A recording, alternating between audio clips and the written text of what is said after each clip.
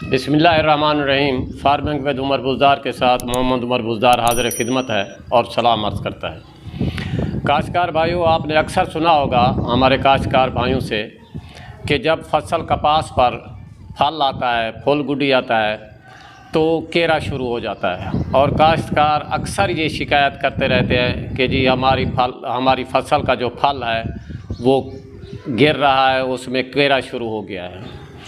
आज हम इस बात पे बहस करेंगे कि फल के केरे की क्या अहम वजूहात हैं, आखिर फल ज़ाय क्यों होता है, इसकी अहम वजूहात क्या हैं। देखिए, इसकी दो बड़ी अहम वजूहात हैं। एक तो है कुदरती अवामिल और दूसरा है काश्तकारी अवामिल। कुदरती अवामिल में दर्जा हरारत आ जाता है और पौधे का या फसल का सलाहियत से ज़्यादा फल उठाना या फिर मौसमी हालात आ जाते हैं। देखें, दर्जा हरारत जो है वो हमारे बस में, हमारे कंट्रोल में हरगिज़ नहीं है। अगर रात का टेम्परेचर 26 डिग्री सेंटीग्रेड से ऊपर चला जाए तो आप देखेंगे कि फसल के ऊपर फल गुडी जो है वो सूखा हुआ नज़र आएगा। और इसी तरह अगर दिन का टेम्परेचर 45 डिग्री सेंटीग्रेड से ऊपर चला जाए और हवा में नमी की मिकदार कम हो जाए तो भी केरा शुरू हो जाता है। ये वो कुदरती अवामिल हैं जिनका कंट्रोल हमारे बस में नहीं है। हाँ, अलबत्ता ये है कि थोड़ा बहुत इन हालात में जब टेम्परेचर ज़्यादा हो, फसल को पानी दे दिया जाए तो माइक्रो क्लाइमेट जो फसल के अंदर का माहौल होता है उसको कुछ हद तक बेहतर बनाया जा सकता है। इसी तरह आपको पता है कि हमारी फसल कपास जो है बाज़ औक़ात ये होता है कि फल गुडी पे जब आती है तो अपनी सलाहियत से ज़्यादा फल उठा लेती है। आपको पहले भी मैं बता चुका हूँ कि फसल कपास एक बहुत ही सेंसिटिव फसल होती है। जब इस पर फल ज़्यादा आ जाए और वो इर्द गिर्द का अंदाज़ा लगाती है, जायज़ा लेती है कि अगर उसकी खुराक पूरी हो तो ठीक है, अगर उसका फैलाव इर्द गिर्द के स्पेस उसको मिल रही है तो ठीक है, अदरवाइज़ ये इजाफी फल जो है उसको गिरा देती है, उस फल को अपने साथ नहीं रखती। फसल कपास वही फल अपने साथ रखेगी जिसको वो पाल सकेगी, जिसको वो खुराक मुहैया कर सकेगी। इसके अलावा बारिशें हो जाती हैं, बारिशों का कंट्रोल भी हमारे हाथ में नहीं है। पानी का ज़्यादा खड़ा हो जाना वो भी फसल में केरे का बायस बनता है। अब आते हैं कि काश्तकारी अवामिल कौन से हैं जिनकी वजह से हमारी फसल का, कपास की फसल का फल का जो केरा होता है वो कौन से अवामिल हैं। देखिए, कल की वीडियो में भी मैंने बताया था कि एक मुनासिब स्पेस होनी चाहिए, प्लांट टू प्लांट, पौधे से पौधे का मुनासिब फासला होना चाहिए।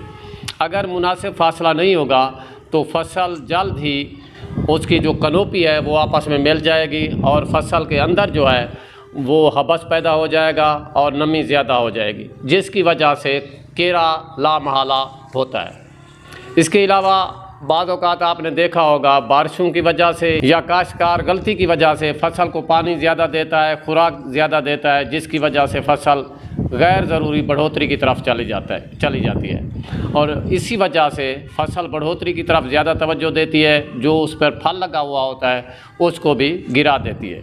इसलिए ज़रूरी है, एक समझदार काश्तकार जो है वो ज़रूरी है उसके लिए कि वो मुनासिब खाद दे और मुनासिब ही पानी दे।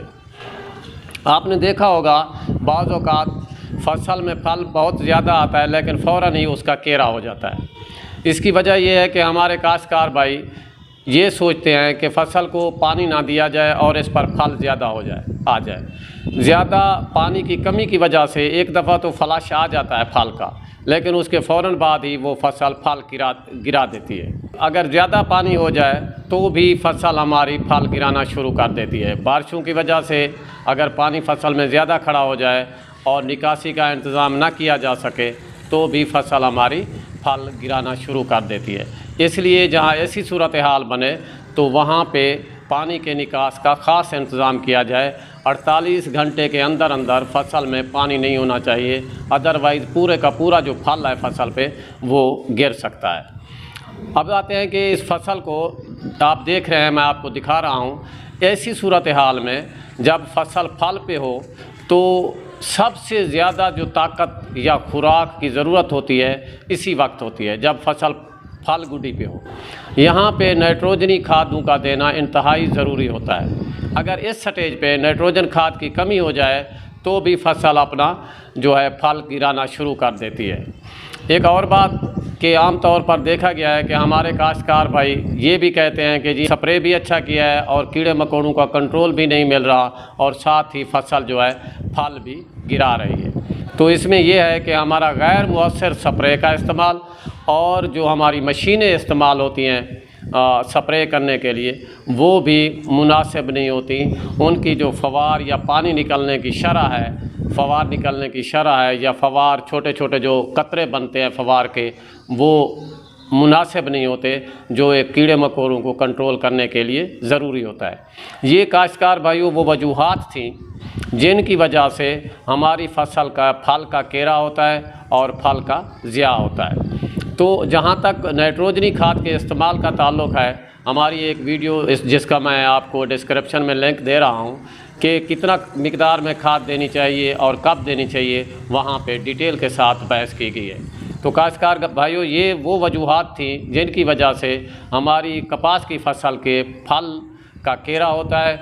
उम्मीद है ये बातें सुन के आप खुद तज्जिया करेंगे कि आपसे कहाँ पे गलती हो रही है और आप उस गलती को किस कदर दूर कर सकते हैं।